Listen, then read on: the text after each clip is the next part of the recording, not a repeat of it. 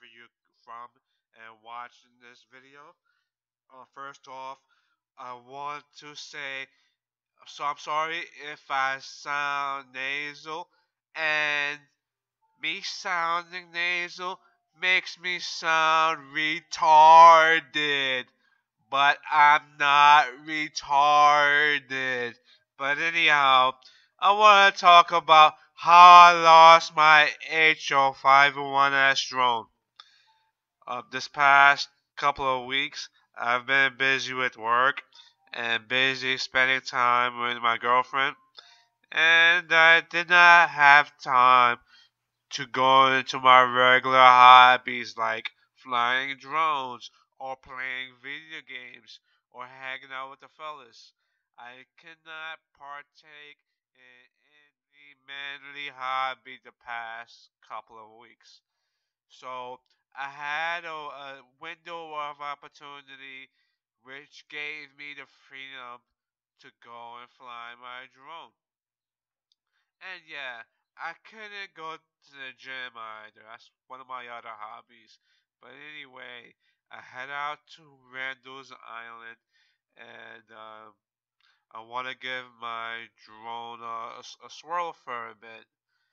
So I set the drone up, get it synced up with the GPS. It received a good few satellites, like 6 or 7 pings, and I give it a fly. And I noticed the drone had a little bit difficulty. I'm not sure it's because of the wind.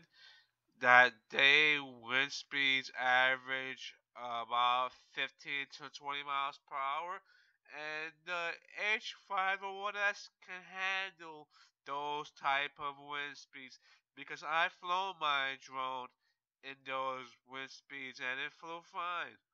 But I've noticed it had difficulty keeping up with the wind and it had difficulty landing.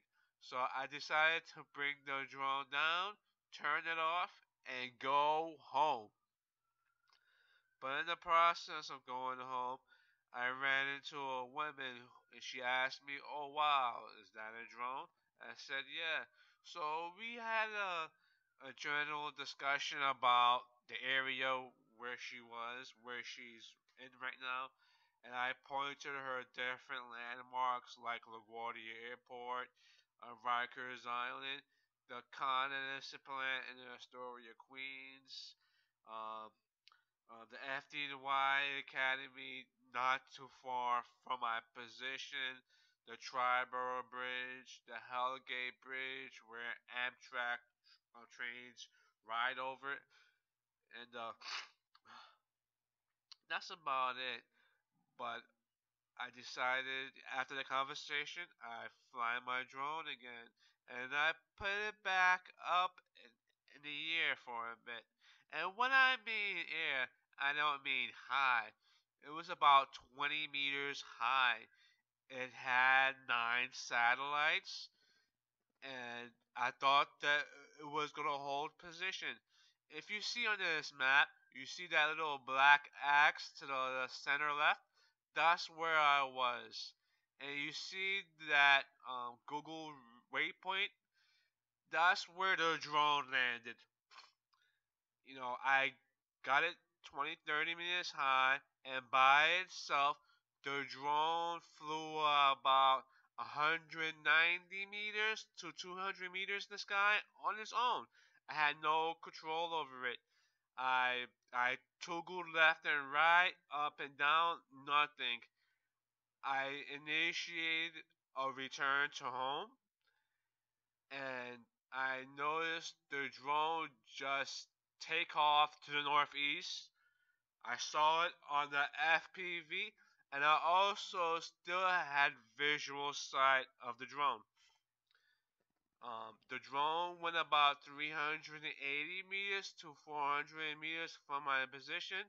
It began to spin like that Top Gun spin when Maverick and Goose are slowly descending into the ocean.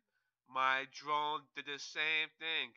I could see the surrounding areas. I could see the airport, Rikers Island. The Manhattan skyline is just spinning and spinning and spinning, and it began to go down. I should have put the drone in manual mode, and that would have probably gave me back more control to fly the drone back into my position. But anyhow, in any way, the drone flew into the East River, and I can no longer retrieve it unless if there's like a low tide when the water is shallow, and it makes it possible for retrieval. The HO501s helped me get through my job loss a few months ago.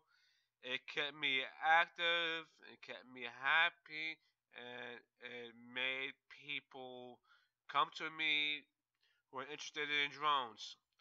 So, guys, should I buy another HO45, another drone, another Hubsan drone? Or should I move on to a different product and gain the experience that way? Please, guys, let me know. Thanks, subscribe, and like my videos. And thank you again.